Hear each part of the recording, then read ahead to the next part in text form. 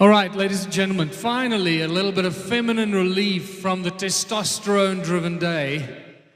Yes, please. Thank you. Our very special guest, Antoine Gigal, all the way from Egypt. I found out yesterday that Antoine was actually born in Africa, Central Africa, in the Congo. So that makes it even more special to us down here in South Africa. Antoine Gigal is a French writer and researcher and author of The Secret Chronicles of Giza. She's the correspondent in Egypt for the magazine L'Egypte and one of the founders of the organization Giza for Humanity. Antoine went to the Sorbonne University in Paris and to the National Institute of Oriental Languages and Civilizations, where she graduated in Chinese and Japanese languages and civilizations. She also studied Sanskrit, Latin, and ancient Greek, and gained a reputation for translating ancient texts. She also speaks modern Egyptian, Spanish, and Italian fluently.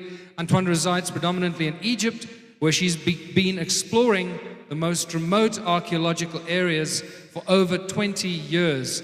And you will find out her level of knowledge on Egypt is virtually unsurpassable. So please put a warm round of applause for our first female speaker, Antoine Gigal. Thank you.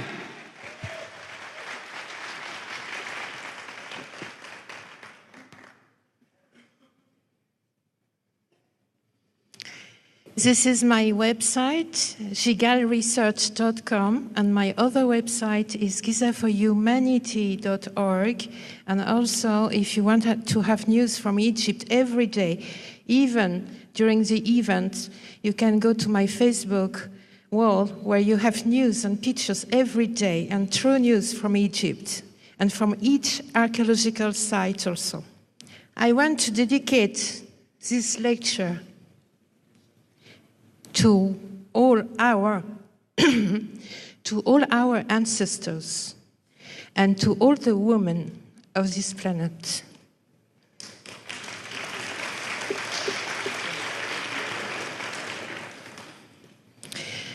In this picture, you can see me in the western desert of Egypt, and what you see behind me is a whale skeleton. Because in the western desert of Egypt, you have thousands of whale and dolphin skeletons, which is a part of my research also. I founded Giza for Humanity 6 years ago for more transparency in Egyptology, for more information to the public, for interdisciplinary, for the survey of ancient Egyptian legacy. In Egypt, I am mainly working with geologists, with Egyptian geologists. So you can see in this picture the team from EXMA. EXMA are the most important geologists in Egypt. Of course, because I speak perfect, fluent Arabic also. This is another part of my research, this one with my team. I discovered a huge complex around the Pyramid of Mauritius. You will see the lecture tomorrow at 5. I discovered also more than 23 pyramids in Sicily. You will see that also in my lecture of tomorrow.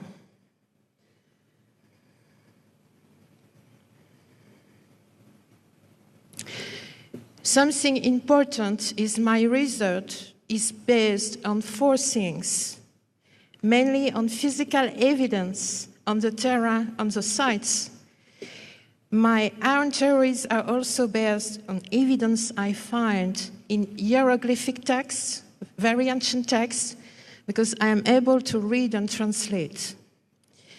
And also because I can read classical Arabic texts that are full of interesting comments and memories of what was ancient Egypt legacy around 900 after Christ. And also, I'm searching documents in French, in Italian, about people visiting Egypt in the past time. So, the lecture of today is the divine island of Giza. This is a map of Egypt. So you can see the delta and the Nile. So we will have a walk now together inside Egypt. We will start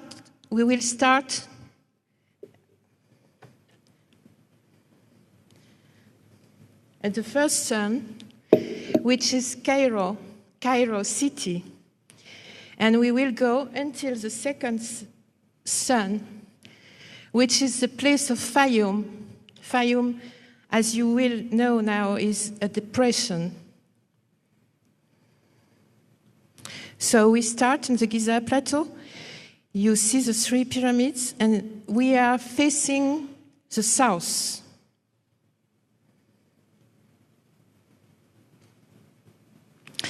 This is a recent picture of the Giza Plateau.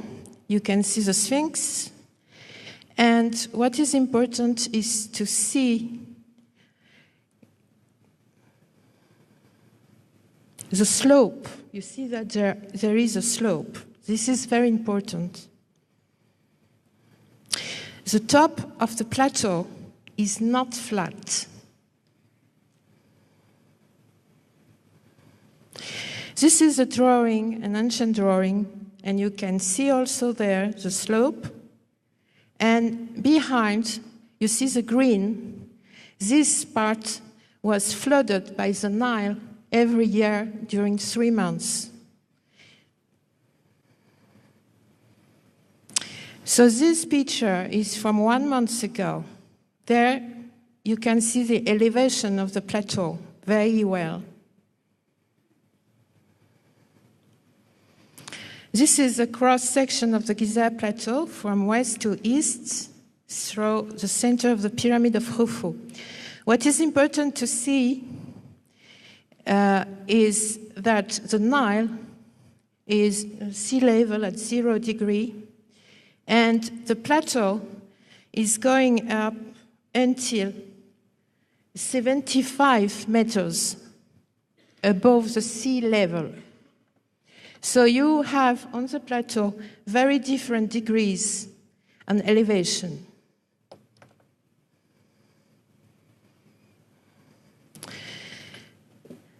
Now we will speak about the 150 scholars of Napoleon in Egypt in 1798, because they did an incredible work.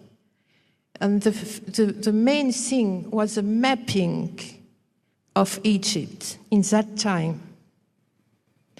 So I went to the main bank of Cairo, Egyptian National Bank, because I knew that the original of this book you see on the picture, which is the Description de l'Égypte, Description de l'Égypte was the outcome of the collaboration of more than 150 prominent scholars and scientists who accompanied Napoleon in 1798, and some 2,000 talented artists and technicians producing 20 volumes of texts and plates of unmatched accuracy and detail. Those volumes are told like that. And this one is the original one. He is closed inside the bank behind special glass, and I was very happy to see. Why? I will tell you now. This is an example of the mapping they did with a lot of details, elevations on all the village. The red point is Cairo city in that time. So in this book, I found this plate, which is a map of Giza in 1799.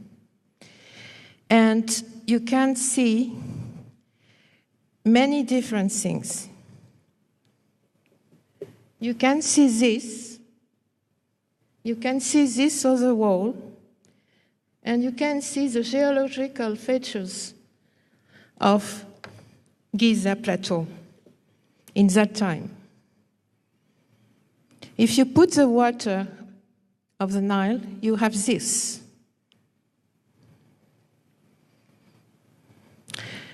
This is a comparison. Then I found another map. This one bigger. You see with all these geological features, and always this and this. If I put the water, it's like this. So it is showing that Giza was an island before. But it was not enough. I found another map from 1878 from Prise d'Aven, and you have exactly the same thing.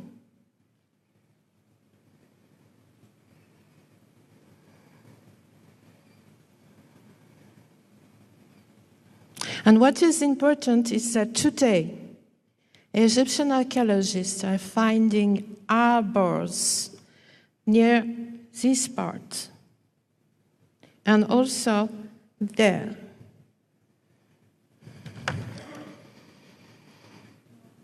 Another card from Lepsius in 1850, the same.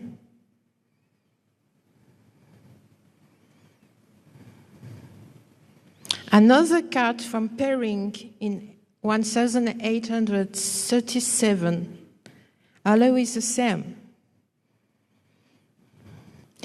And this is, the drawing you see is exactly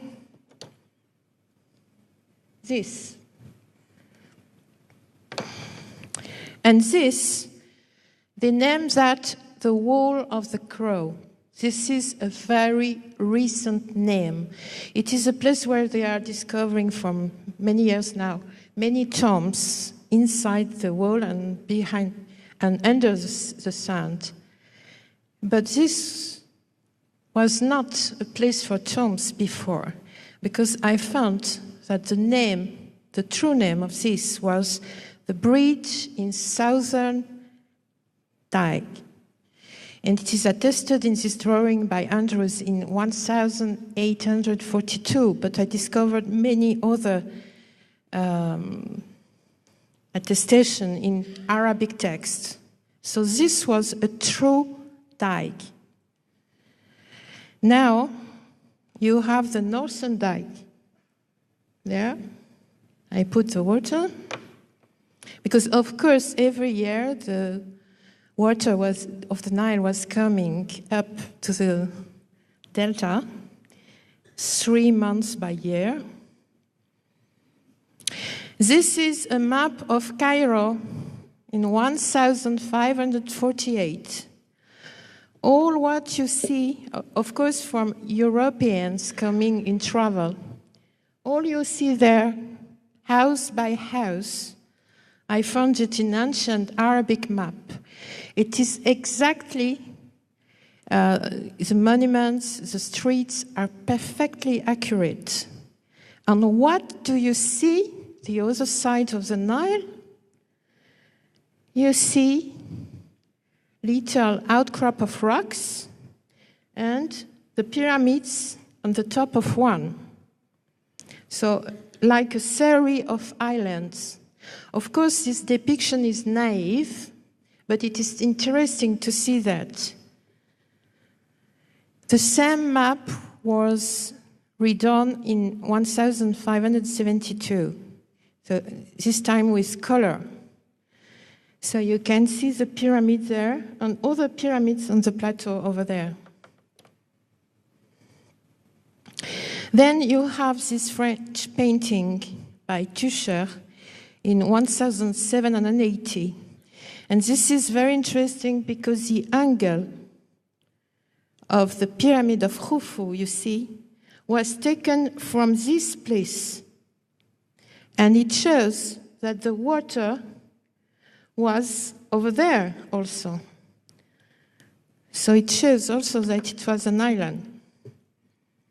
Then you had the discovery of different extensive erosion patterns found on different elevations in the Giza Plateau with an existing ancient shoreline.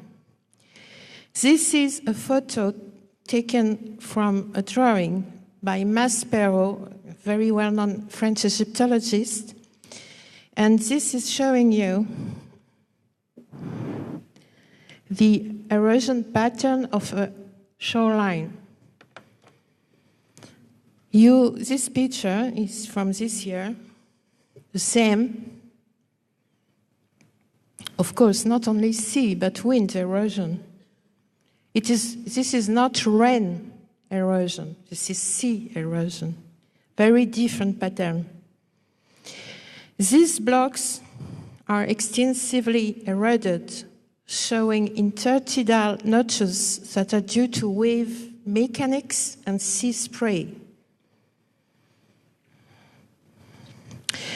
You have also in my team an Egyptian researcher who found this echinoid. This is a shallow marine creature, petrified in recent time, and it has been found by him. His name is Sherif El Morsi, and it is embedded upright in the upper surface of a block adjoining the Menkaura pyramid. It is not a residue inside the limestone. It is a true sea urchin, completely entire. We are analyzing it, and we are discovering incredible things, and we have others. So now we begin the walk. We are starting from this point. So you are there, and we are going south. This is Khafra, this is Mikerino, this is Khufu, this is Khafra. You see the age 8 of the plateau there, normal 8 of the plateau, and this is higher. You have Khufu just behind. And in fact, under this sand, you have docks.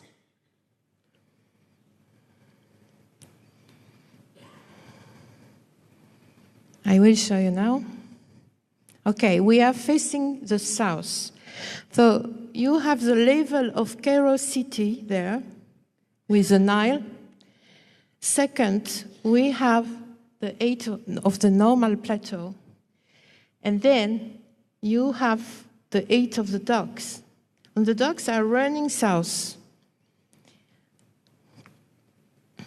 1, 2, 3. In this picture, you can very well see that these are ancient roads up on a dock running south. You have ancient layers of pavement, petrified now, well, very petrified.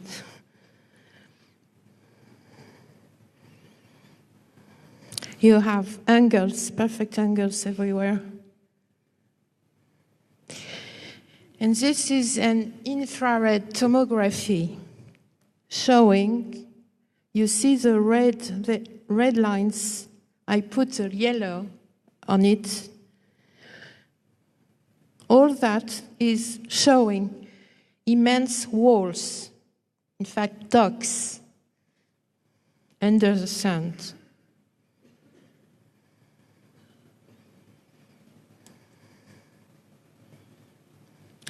The other side of of the docks, the inner side, you have sea sediments. You can see there very well.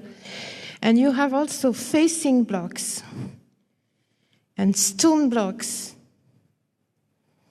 ancient docks. So we started there and we are going this way. We are in Giza and we will go until Fayum Depression there. All along you have a lot of pyramids, place as you know. Abu Sir, Saqqara, Dashur, Licht, Meidum, full of pyramids. So we will do that. And you see there a mouth, an entrance for the Nile to go inside the depression.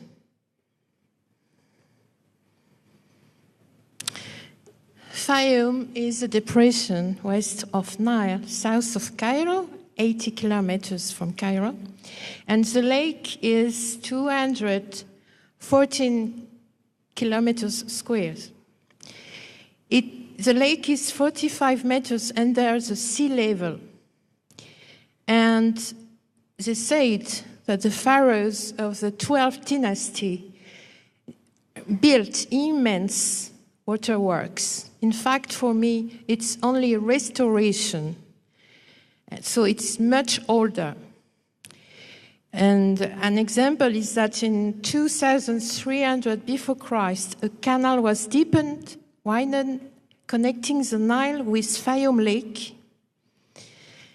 But what is interesting is that in the past you had two lakes. Now you only have one because all is very dry.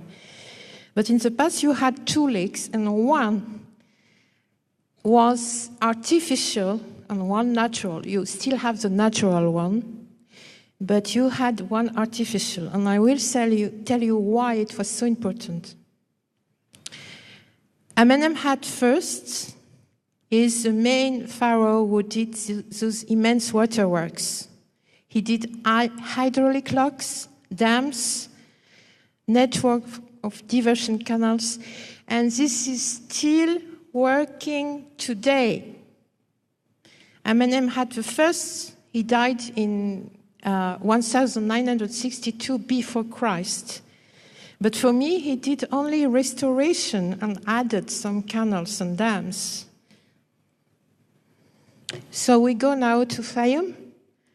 We enter there, and this entrance, you have two pyramids. Why it is so important to know that you had also, you see the natural lake there. It was much larger before. And here, you had the artificial lake. Don't forget that this is a depression. So when the Nile was flooding, the water rushed into the artificial lake, which was after a slope. And all the fish of the Nile were trapped into the artificial lake. And the pharaohs did that in order to give food all the year long to their population. So the population were never starved because they always have fish to eat.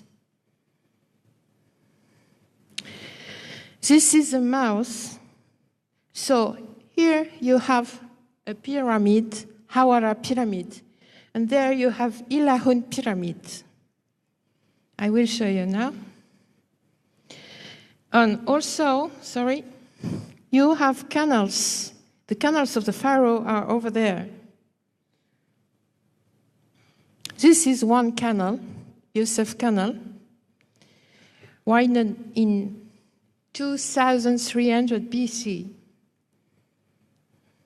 And this canal diverged into 8 main canals that send the water throughout the depression.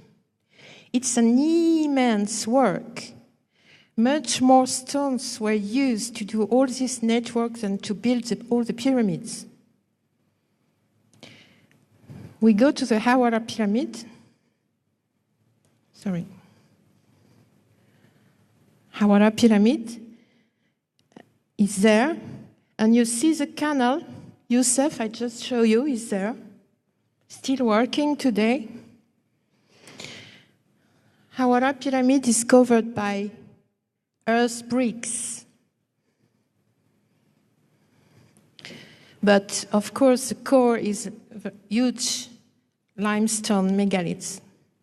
So inside this pyramid of Hawara, they said that it was built by Amenemhat III.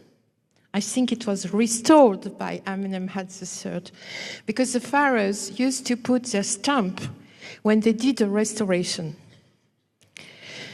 Inside this pyramid, you have only one chamber and 3 corridors.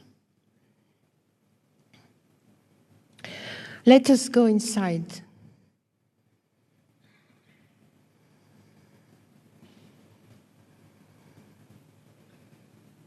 You can't go inside. Why? Because it's full of water. And why is it full of water? A lot of archaeologists said, oh, this is only the water table level high up, rising up. I said no. I said no. Why? Because when you see the Lepsius text, the ancient text of the archaeologists, you find a story on also the Arabic text saying that after Lepsius came inside this pyramid for the first time, people came to loot the chamber, and to find gold. And at the moment, they move a stone inside the corridor, and all the water came up. And from that time, the pyramid is full of water. They tried to dry it, impossible. All the time, water is rising up again. They forgot something. It's that you have a lot of hieroglyphic inscription where you have the hieroglyph of per nature and the hieroglyph of Asgat, water. Per nature is the house of the gods, the pyramids, and Asgat is water. So not always, but often you have this. The association of pyramid with water. You are facing a water pump. This is the pyramid of Hawara. You have the famous labyrinth there, ruins, and you have the Canal Youssef going there. And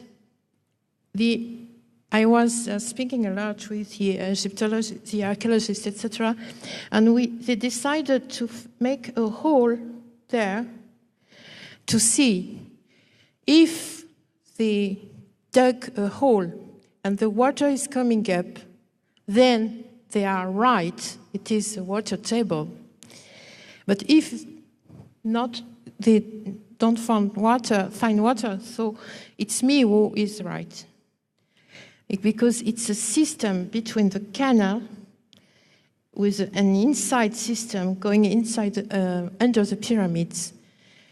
When you want to enter under the pyramid, if you are not allowed, then the water is coming up to protect what is under.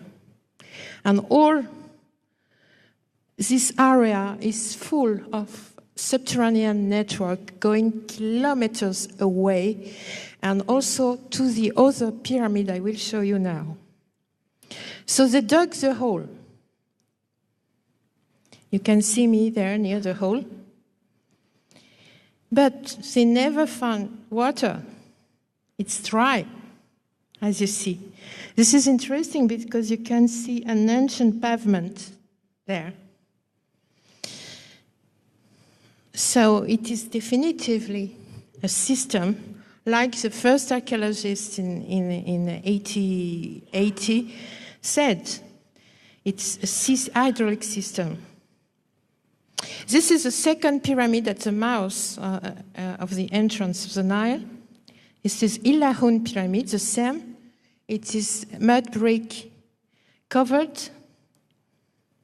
And you can see just behind the mastabas. Mastabas are true tombs. For that, pyramids were never tombs. They don't need it to make tomb inside. So you see this pyramid, Illahun, and in 27 they discovered stairs. You can see me there, and the stairs, incredible stairs, modern stairs, quite modern, but in fact they are very old. The same place in 28, and you see the progress in the digs.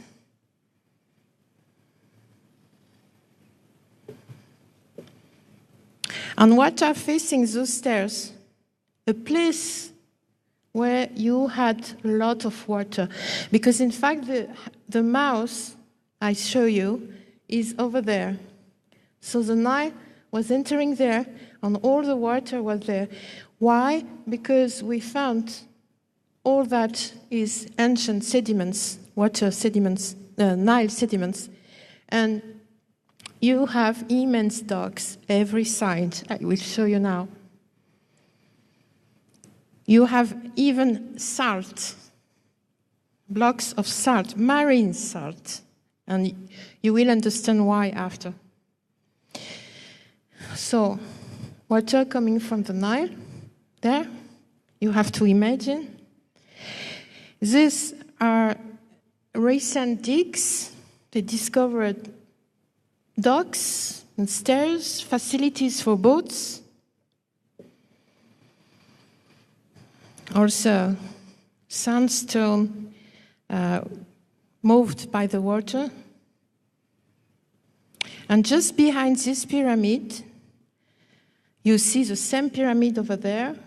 You see all this line, and you see the stones there. All that is the top of immense, huge docks. You are on the top of a dock.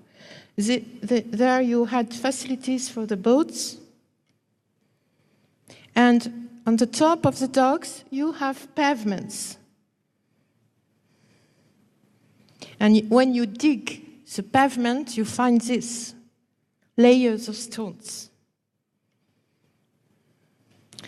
You can see me there making measurements, and all this was full of water before. This is the pavement of the top of the dock. Of course, it's all recovered by the sand. The progress of the digs. So you can see in the depression there, it was water, and this is a seawall, ancient seawall place. So we come back, the lake there. This is the Lake of Fire. As I told you, 214 square kilometers and 45 meters under the sea level.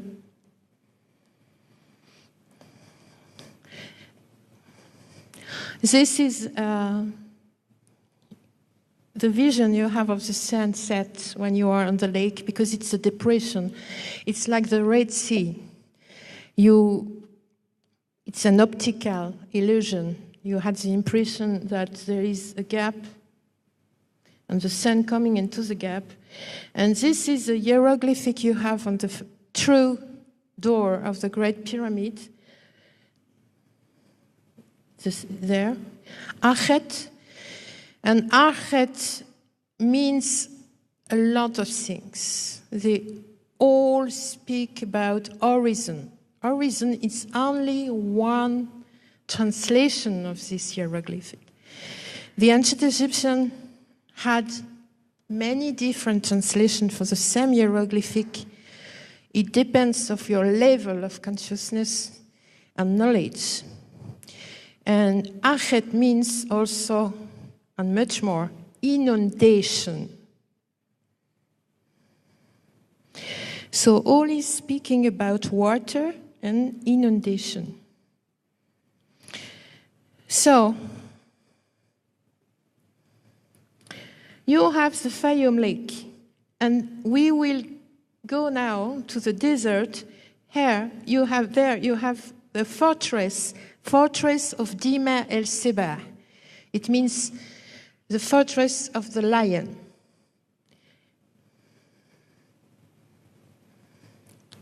This is a satellite view. So you have the lake there. You have the fortress in ruins, of course, and you have this, the road. I put pink to see it. You can see the causeway. This causeway is very famous. I will show you now. And Dime fortress is very important because not only you had remains of recent times, it means Grecian times and Roman times, Ptolemaic times, and also you have remains of dynastic times, but you also have remains of Neolithic times, so about 5,500 before Christ. It was a very, very important trading place.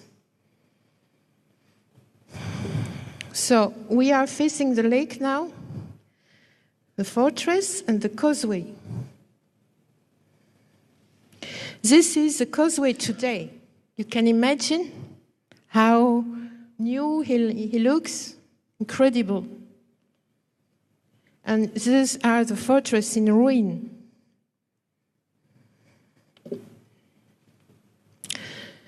There you have the Fayum Lake. It's pure beauty. What you see, the causeway is very strange. The causeway is not flat. You have a height for the causeway. Very important. This is just to show you what is inside the fortress. You have many different ruins of different time of temples. When you go outside the fortress, on your right and on your left, you have immense docks again. We went there, I checked the stones, and the same docks than in the other side of the lake. So what we have there the fortress, we have the causeway, and you have there the ancient marks of the water level. Of course, it dried from many years. And what is interesting is that Egyptologists never think that ancients are right in their text. Because in the text, ancient text, I can translate, it is written that this fortress was an island. And when you show that to them, they said, but not, it's in the middle of the desert. Just use your eyes and go to geologic survey, and you will find that it is a true island inside a canal. It was a canal, and the shoreline of the lake was there. You will understand now why it is so important. You also have sandstone eroded by water. I found this map, very ancient map, showing the Lake Fayum. During the Grecian time, it had the name of Murray's Lake, but it's a Fayum Lake. And what you see at Dime, the fortress I just showed you, you have a canal going to another lake, which is near Alexandria, and you have there the Mediterranean Sea. So they were able to navigate from the south of Egypt and much more far away, and going up the Nile and joining by the mouth you saw, by the canals, the Lake of Fayum, then taking this canal, going to Mareotis and then to Alexandria and the Mediterranean Sea. It is an incredible work, stone work. This map I showed you is from Abraham d'Ortelio. It was published in 1570, and it is the first modern map of Egypt. And what do you see inside the Fayum map, the Fayum Lake map? The Fayum Lake, you see two pyramids there. Many people wanted to make research, and they think that the pyramids were flooded and were under the lake water. And also Egyptologists, also archaeologists. But I said, you have a very short memory. Because in fact, Flinders Petrie discovered those two kinds of pyramids. But they were not able to know where they were. You have a text from Herodotus saying, I saw two pyramids with immense statues on the top when he was in a boat in Fayum Lake. So where are these kind of pyramids? This is a depiction of what it will looks like, but in fact, I rediscovered after Flinders Petrie, it is this size in reality. And I will show you now what is this. It's important to understand that around 4000 BC, the climate changed and the Fayum began to dry up. During the Old Kingdom, the lake was known as Tashi, the Southern Lake, or Hunt, the discharge lake. This is the artificial lake. And we know that in Pharaoh's time, the province was known Lashet. It's to say the lake land. This is a map done of Fayum, done by the French engineer who built the Suez Canal. You have there the artificial lake, and there the natural lake, and with all the canals, there you have the mouth where you have. And we go now to this place, because it is in this place that I rediscovered where are these two pyramids. The place is Bihamu.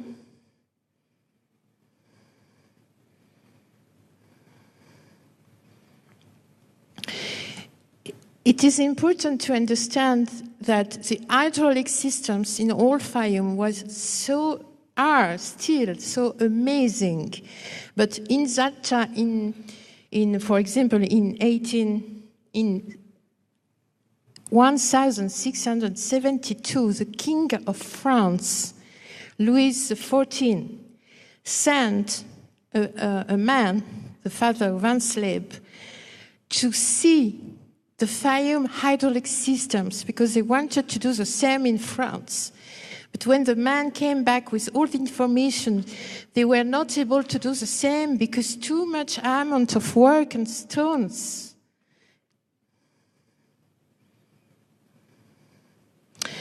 This is a drawing made, I found again, and you can, of the place of Bihamu, and you see the two kind of ruins, the two kind of pyramids in ruin, small. So I wanted to rediscover where it is. It was very difficult because no road to go inside this countryside. And after many research, I discovered this. In fact, as Petrie wrote in his text, it's not pyramids, but huge pedestals in form of pyramids. And near this pedestal in form of pyramids, I discovered other docks.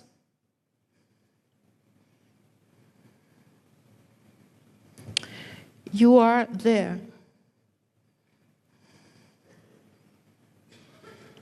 It was 20 meters at the origin, with a huge statue of Amenemhat III on the top.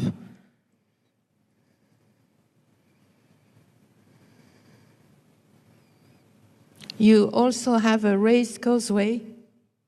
And this is a picture taken by plane. You have the two, because you have two pedestals.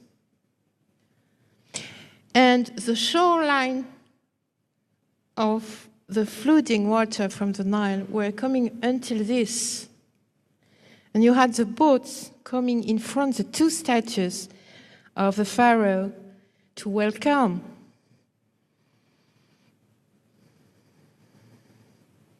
This is a drawing made by my team, so you can see how it looked before. This is a drawing made by Fischer van der Laak in 1721, but he exaggerated the size and he put temples on the top, which is not right. But it was depicted as an island.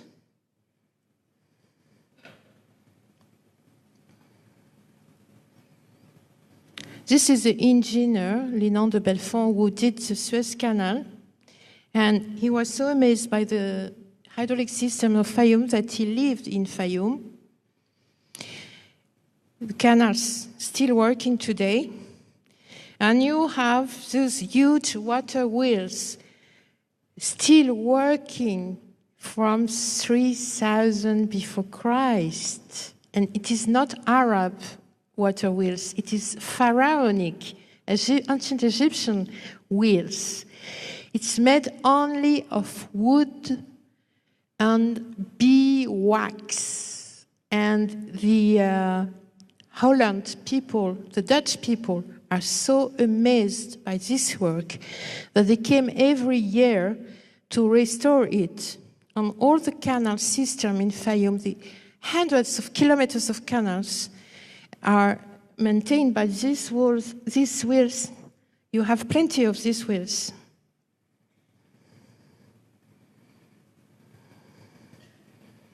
You see how huge are the canals from the pharaohs. System of levels from the pharaohs. Systems everywhere. Completely in agreement with nature. Canals everywhere.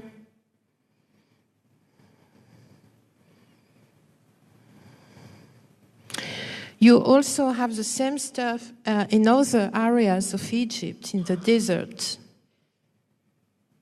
Huge waterworks. This is in the delta. I found this canal in the delta.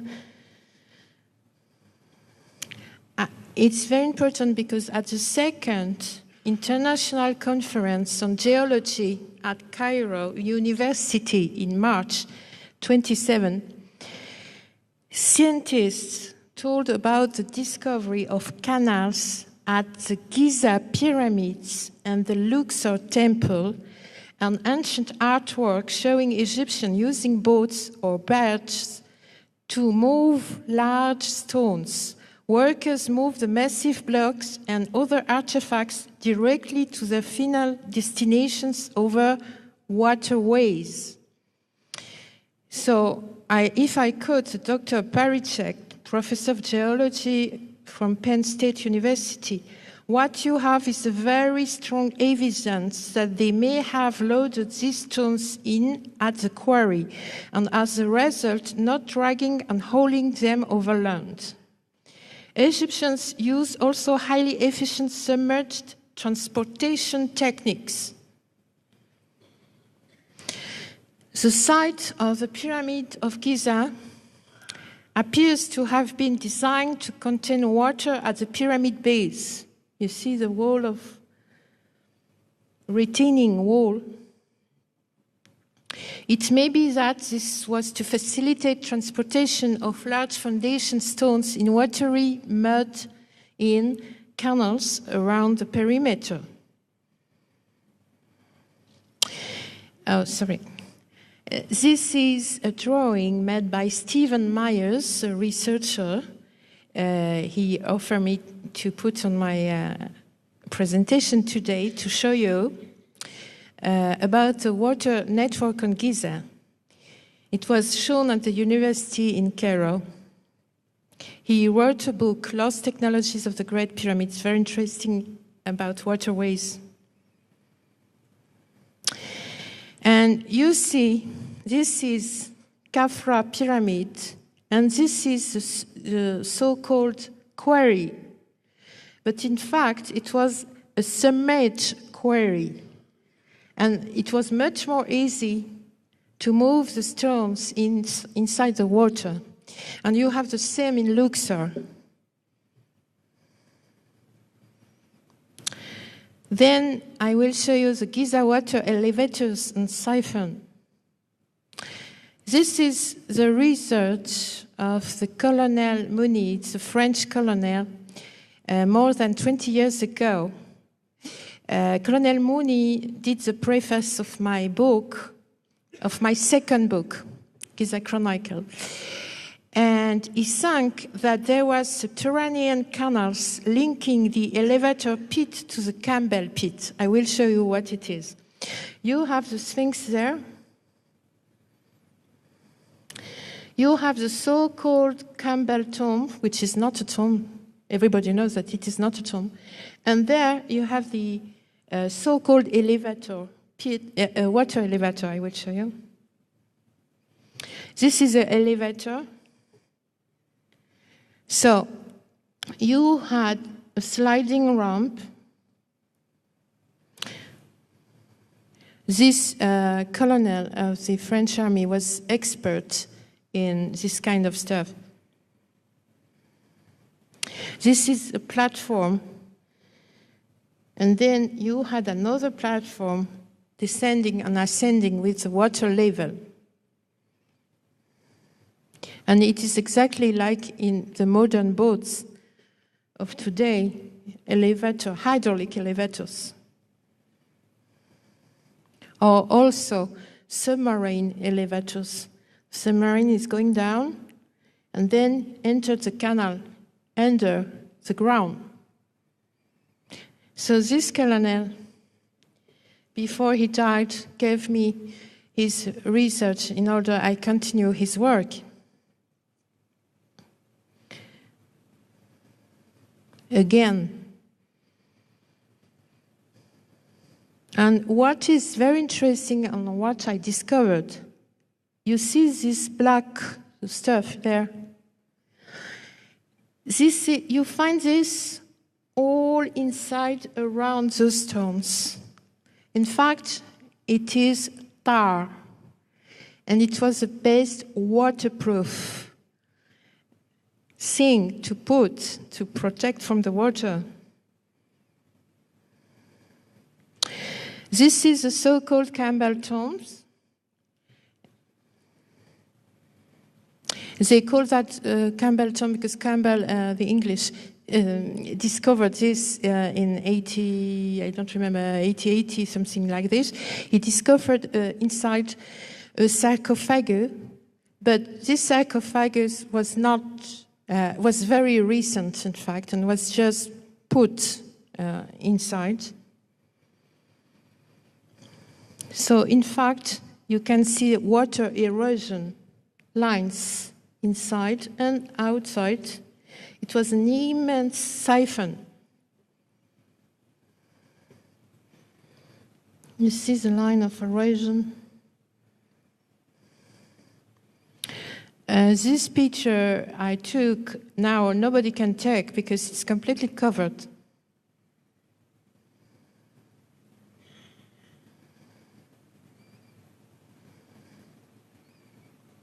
Now I want to bring you to Abu Hawash. Abu Hawash is at the north of the Great Pyramid, where you have this pyramid.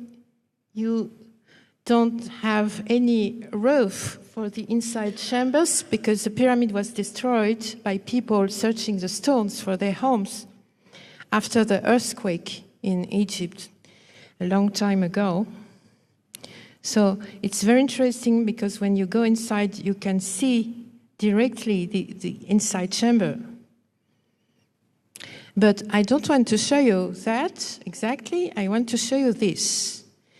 This is very near this pyramid you just see. And what you see there, you see two classic entrances of tombs. All the tombs in Egypt entrance are like this. And what you see these stairs, very bizarre. You see what you see? These stairs?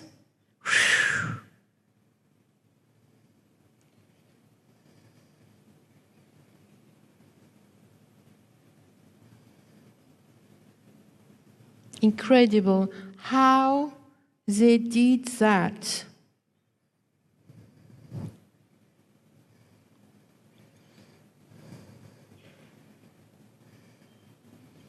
Can you imagine the amount of work? You see the stairs over there going inside?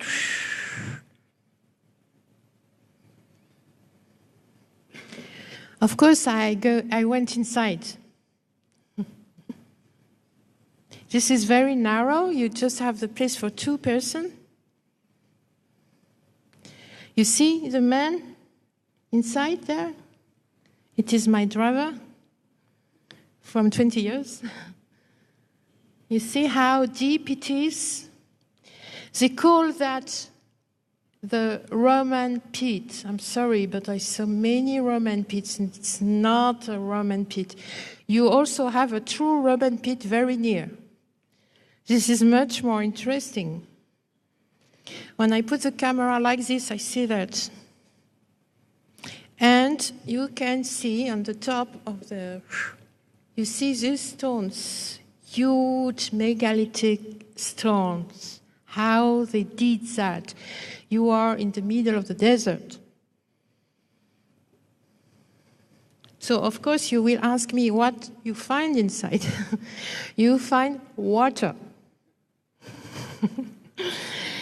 And it depends on the level of dryness of the year, but it continues very deeply. I saw 37 meters deep, dry, and it continues. So what is this? It was obviously full of water. It's, you know what? I suppose it's a very interesting, when this is full of water, you can see very well the elevation of the stars by night. You need it to it is needing the water on the top. But this is research I'm continuing. Then, very important thing is the Giza boat pits and naval technology. At the feet of the pyramids, you have boat pits. Why? See the boat pit? You have 2 kinds of boat pits. You have non-covered boat pits, like this one, like this one, like this one. And this is a schema of the covered boat pits. You have 2 covered boat pits at the feet of the Great Pyramid on the south side, and inside they found 2 boats in pieces. This is a covered boat pit because they built a museum up this boat pit covered with stones. This is a discovery of Kamel al-Malek in 1954, and the covered boat pit in the south side of the Great Pyramid. What is amazing is, for example, the boat, it's inside the museum, 1,224 pieces, and all pieces with marks, like a puzzle, in order you can be able to rebuild it quickly. It's a boat pit, it's a boat kit. So you see the drawing when they discovered the boat pit in pieces, the boat in pieces. 13 layers of material, 58 small masts and poles, 40 years to be built again, because in modern time we are very stupid.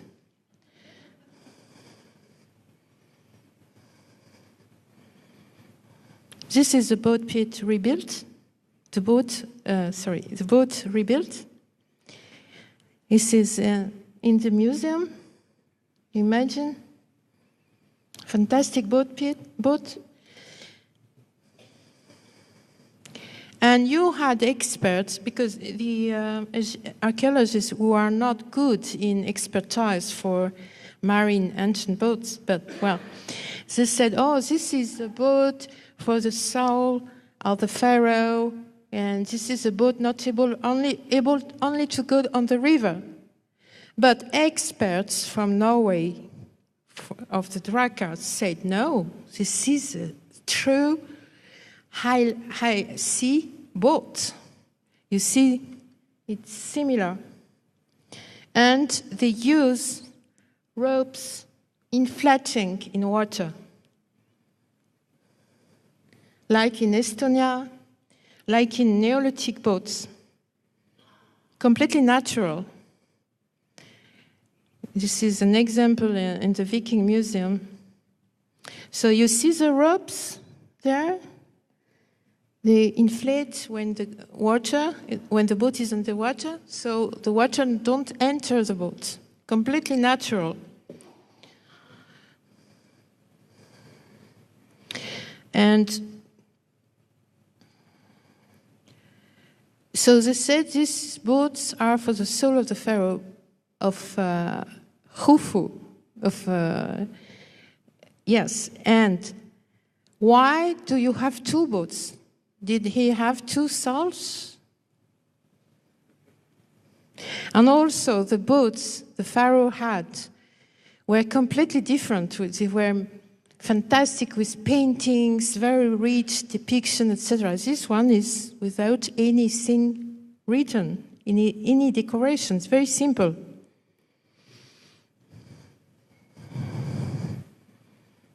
This is the techniques they use to build the boat.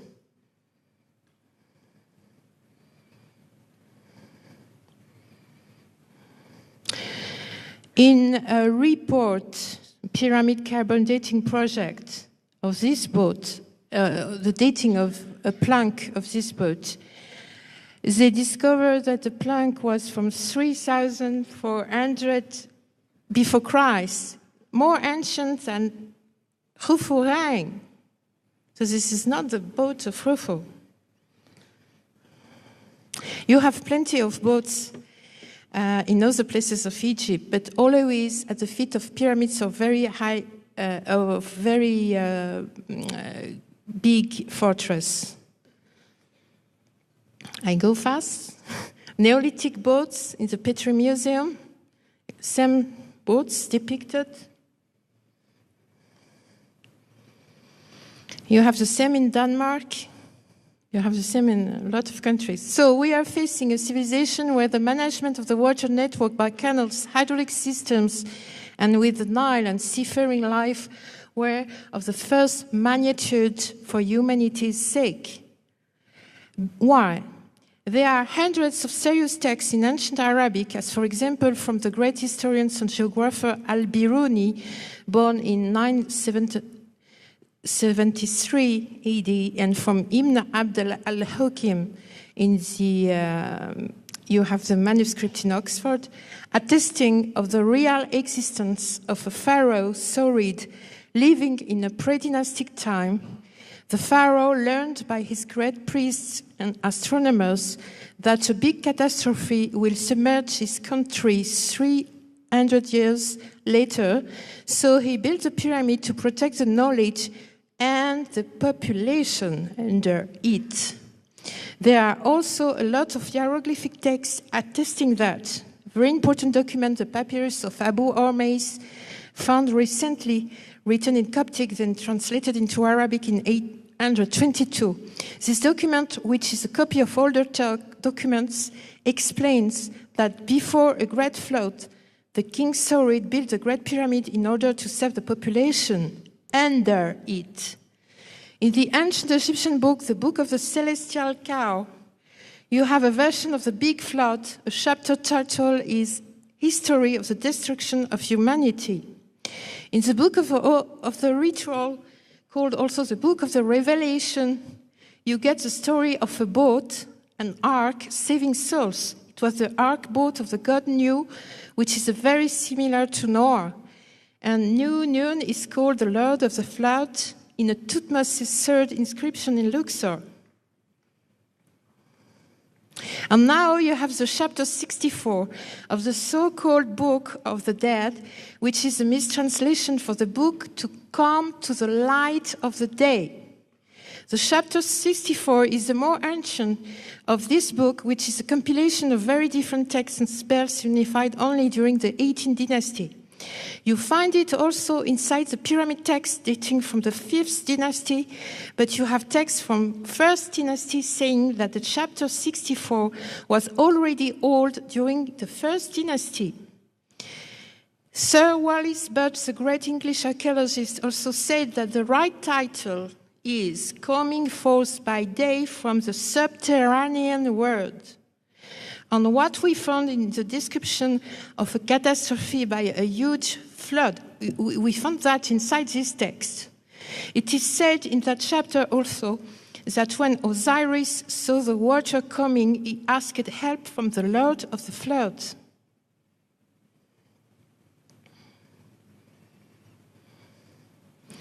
And to finish, you have in Italy, in Florence, the so-called Gate of Paradise. These proto-Renaissance doors consist of 28 quarterfold panels, with the 20 top panels depicting scenes of the life of St. John the Baptist, designed in 1329 by Andrea Pisano. This is the church where the Baptist people, and this is the door, the so-called Gate of the Paradise. And what you see in the Noah panel the Great Pyramid depicted with the animals leaving the ark. It is written that in the text. You see the animals, lions, etc., leaving the ark. This is very interesting because it is attesting all the ancient hieroglyphic texts and Arabic texts. So, it's now finished. I just wanted to add that my next tour in Egypt is from the 15th of October until the 23rd of October. And you will see all what I show you during this travel on many other sites, non-open to the public. You can go to my Facebook page or to my website.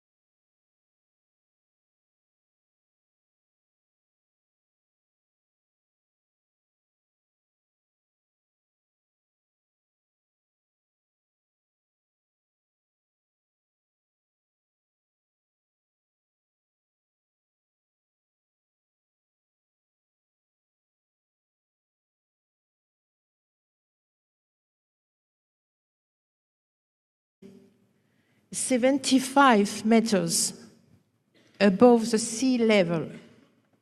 So you have on the plateau very different degrees and elevation.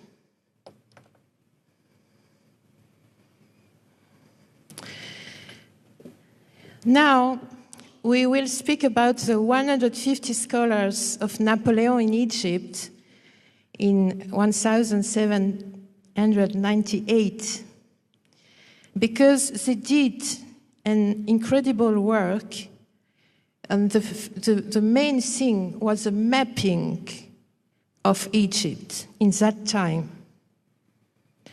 So I went to the main bank of Cairo, Egyptian National Bank, because I knew that the original of this book you see on the picture, which is a Description de l'Égypte.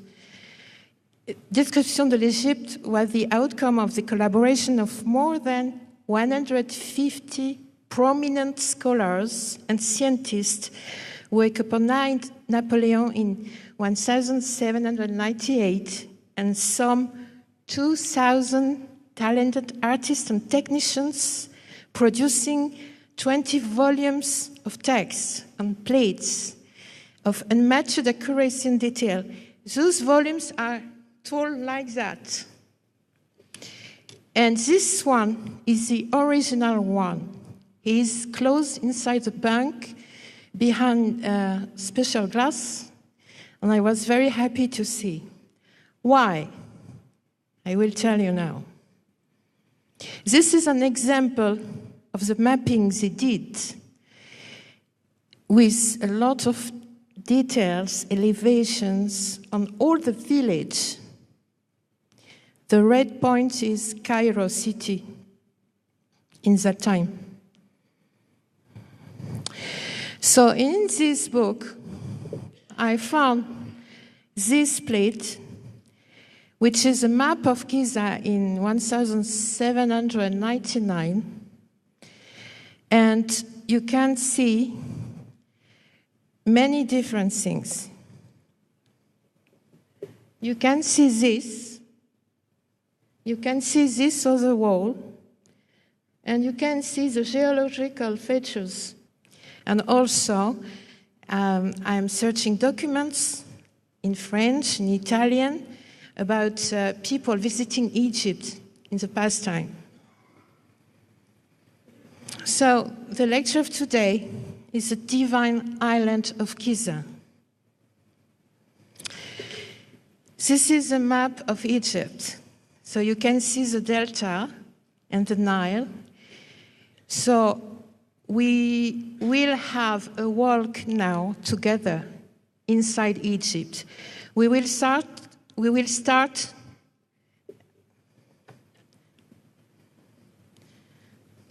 at the first sun, which is Cairo city. And we will go until the second sun, which is the place of Fayoum. Fayoum, as you will know now, is a depression. So we start in the Giza Plateau. You see the three pyramids, and we are facing the south.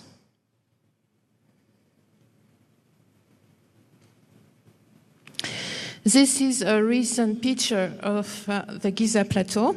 You can see the Sphinx. And what is important is to see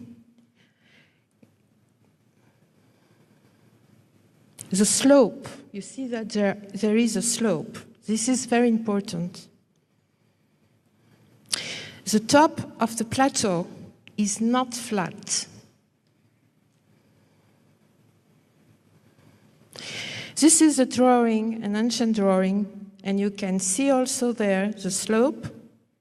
And behind, you see the green. This part was flooded by the Nile every year during 3 months. So this picture is from 1 month ago. There you can see the elevation of the plateau very well. This is a cross-section of the Giza Plateau from west to east through the center of the pyramid of Khufu. What is important to see is that the Nile is sea level at 0 degrees, and the plateau is going up until of Giza Plateau in that time. If you put the water of the Nile, you have this.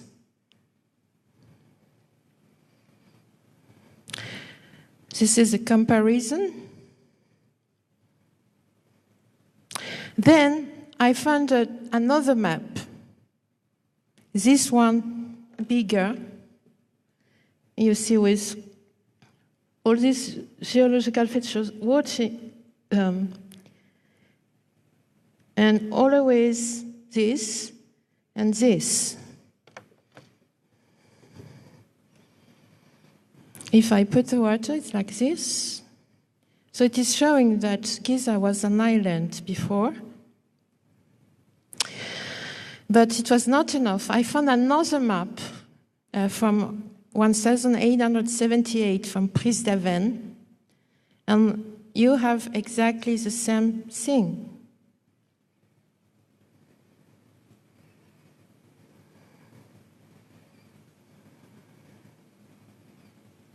And what is important is that today, Egyptian archaeologists are finding harbors near this part, and also there.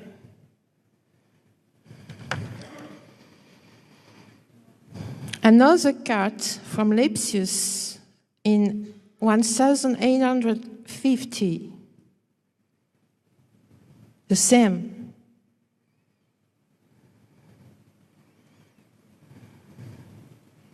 Another cart from Perring in 1837, always the same.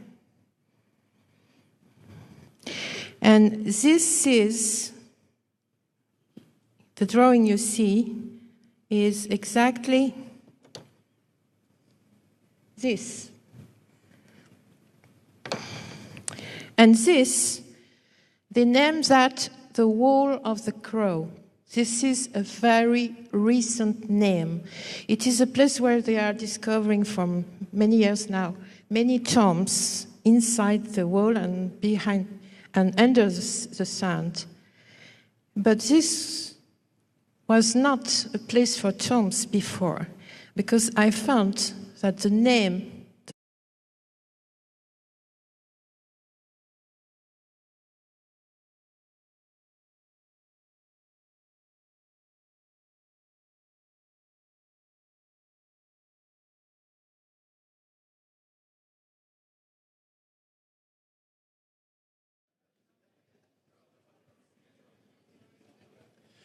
All right, ladies and gentlemen, finally a little bit of feminine relief from the testosterone-driven day. Yes, please. Thank you.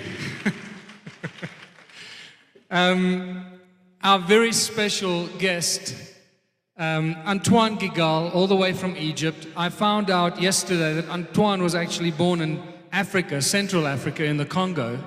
So that makes it even more special to us down here in South Africa. Antoine Gigal is a French writer and researcher and author of The Secret Chronicles of Giza. She's the correspondent in Egypt for the magazine L'Egypte and one of the founders of the organization Giza for Humanity. Antoine went to the Sorbonne University in Paris and to the National Institute of Oriental Languages and Civilizations, where she graduated in Chinese and Japanese languages and civilizations. She also studied Sanskrit, Latin, and ancient Greek, and gained a reputation for translating ancient texts. She also speaks modern Egyptian, Spanish, and Italian fluently. Antoine resides predominantly in Egypt, where she's been exploring the most remote archaeological areas for over 20 years. And you will find out her level of knowledge on Egypt is virtually unsurpassable. So, please put a warm round of applause for our first female speaker, Antoine Gigal. Thank you.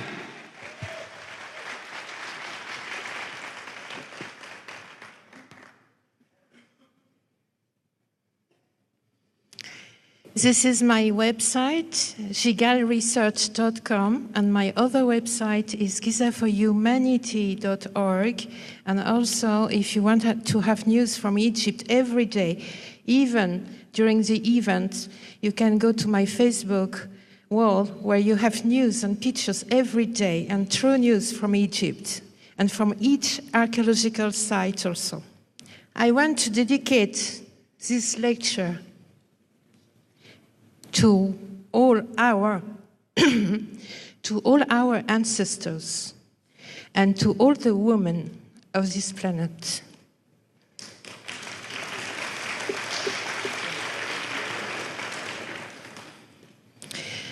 In this picture, you can see me in the western desert of Egypt, and what you see behind me is a whale skeleton. Because in the western desert of Egypt, you have thousands of whale and dolphin skeletons, which is a part of my research also. I founded Giza for Humanity 6 years ago for more transparency in Egyptology, for more information to the public, for interdisciplinary, for the survey of ancient Egyptian legacy. In Egypt, I am mainly working with geologists, with Egyptian geologists. So you can see in this picture the team from EXMA.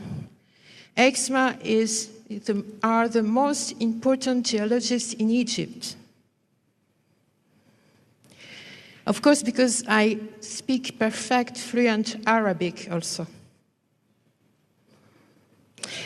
This is another part of my research, this one with my team. I discovered a huge complex around the Pyramid of Mauritius. You will see the lecture tomorrow at 5. I discovered also more than 23 pyramids in Sicily. You will see that also in my lecture of tomorrow.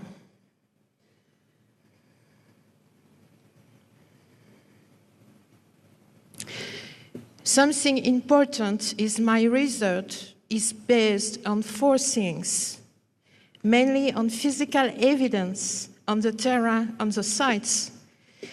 My own theories are also based on evidence I find in hieroglyphic texts, very ancient texts, because I am able to read and translate.